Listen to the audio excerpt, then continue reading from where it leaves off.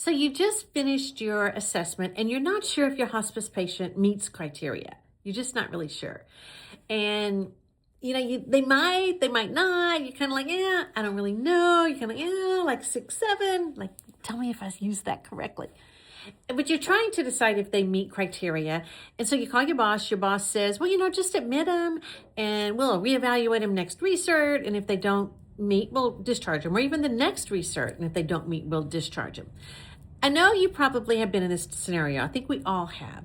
Hey, y'all, I'm Shelly. I do tips for hospice nurses. And today I am talking about one impact that nobody ever talks about that comes from live discharges.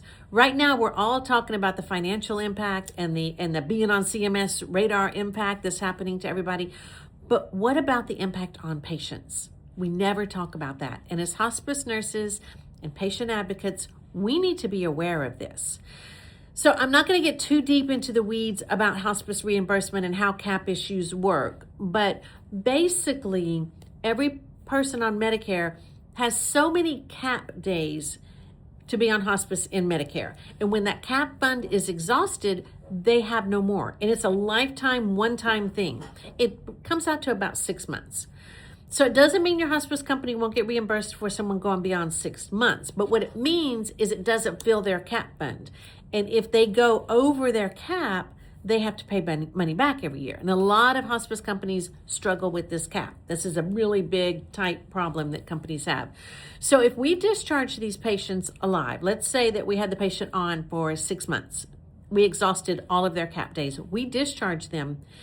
The odds of them finding a hospice company that will be able to admit them are greatly reduced because the cap days have been used up, meaning the company would have to admit them and basically not get reimbursed for them. And I'm going to tell you, it's a little more complicated than that, but that's what it boils down to. So we admit patients way too early or admit patients that really aren't ready for hospice yet, aren't eligible. We have to discharge them for prolonged diagnosis. And when they become eligible, they can't get back on hospice. So what happens to them? They have to die at home alone without their symptoms being managed, or they're in an acute care setting or in an inpatient facility somewhere because they don't have any other options because there's nobody there to take care of them. And so as hospice nurses, patient advocates, we need to start speaking up for these patients.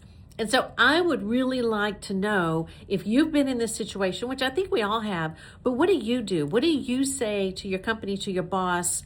I think right now, especially, we're all being kind of pushed a lot of times to do admissions that we're not really sure if they really meet criteria. It is ultimately